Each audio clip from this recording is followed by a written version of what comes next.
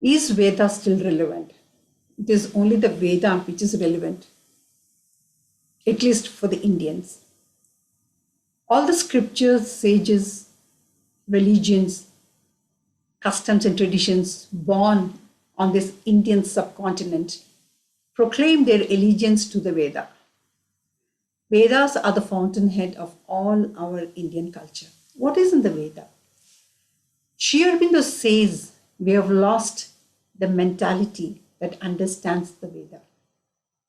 Vedas were composed by seers, the rishis, with highly intuitive and spiritualized minds. Many interpretations came later on, like to begin with the Upanishads. The Upanishadic rishis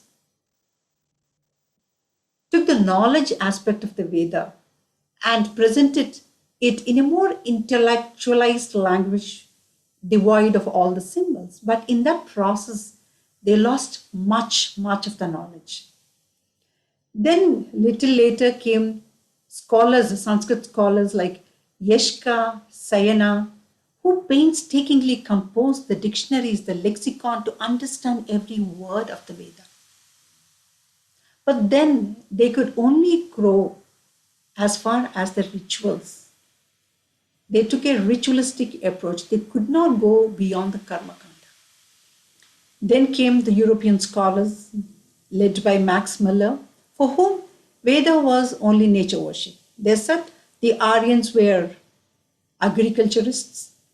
They were dependent on the nature and they were praising the nature forces, very primitive. Yes, Veda has hymns to the Surya, the sun god, hymns to Varuna, the rain god. But what do these hymns actually mean? Swami Dayananda Saraswati, for the first time, said that if you go to the root of these Sanskrit words, Sanskrit has a wonderful science, the etymology, where most of these roots are preserved till date. He says there are inner levels of meanings to these symbols which give away a more psychological and spiritual knowledge. Then, of course, we have Sri Aurobindo himself, who threw broad light on the Vedas. He interpreted the Veda in the light of his own exalted spiritual experiences.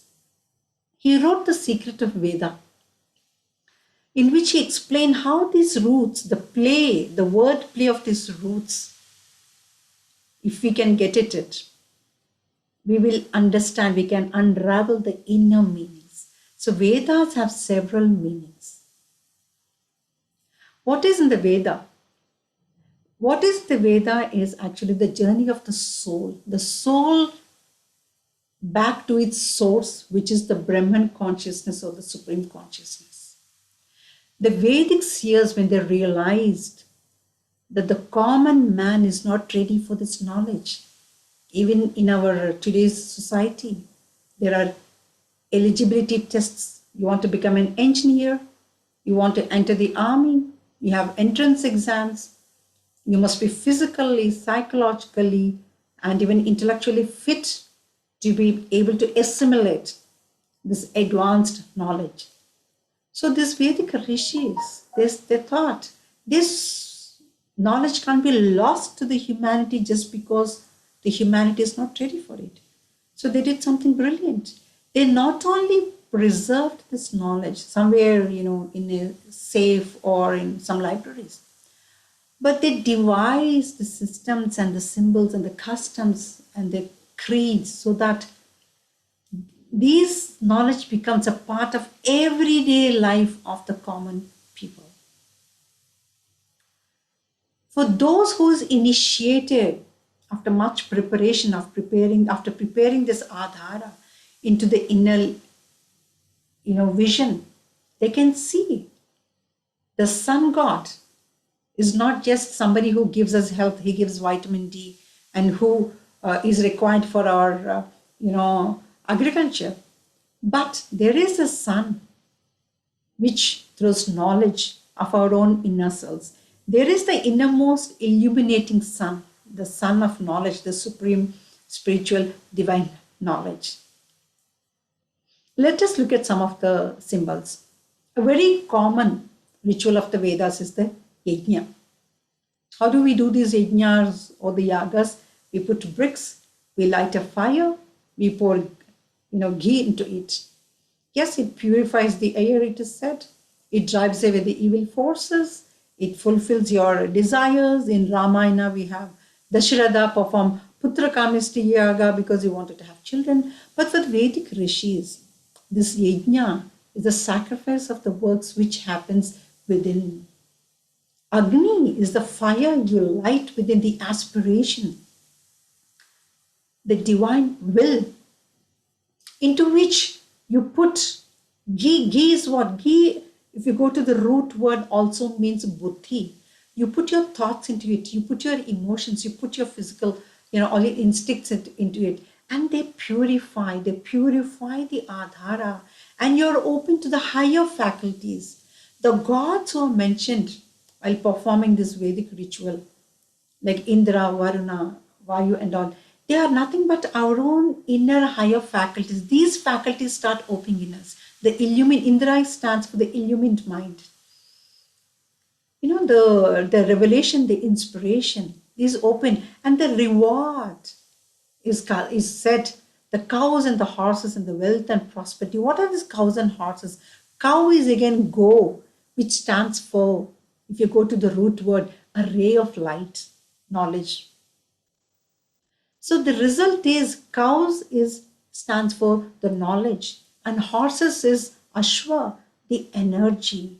So it is the supreme consciousness and the force, the sat and the chit, which is the reward of this inner sacrifice that needs to happen. We widen our own consciousness, we widen and heighten our own levels of consciousness, so we reach the absolute knowledge and the absolute power, and of course the absolute bliss, the soma. Let us look at another symbol. There is this story that a thief stole the cows and hid them in a cave.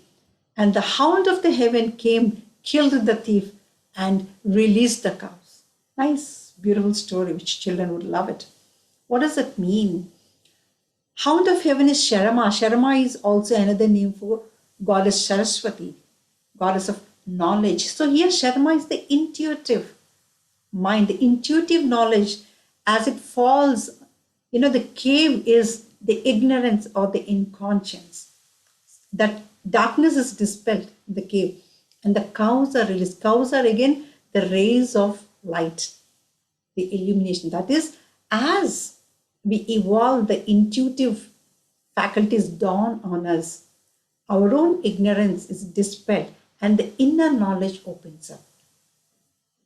So that is symbol. Another thing we should mention here is the Aryan invasion.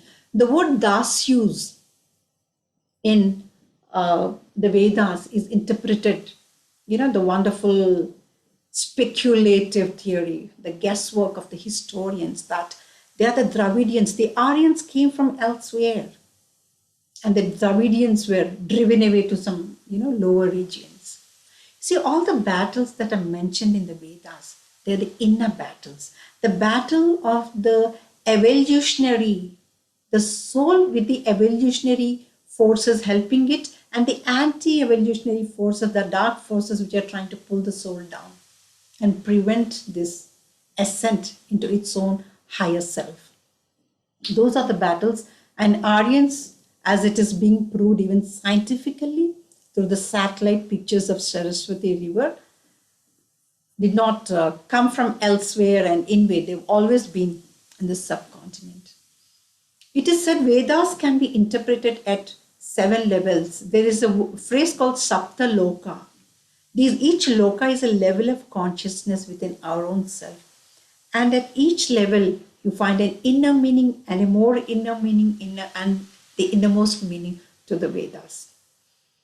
Veda is a path and the goal which has been bestowed on this Indian psyche, the Indian Swadharma and the Indian Swabhava, which is being prepared to receive it.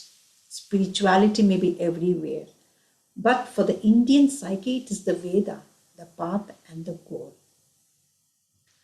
So it is very important that we bring back this Veda into our lives, especially for us Indians, not only in letter, but also in spirit. Only then India can fulfill its role as the guru of the nations. Thank you.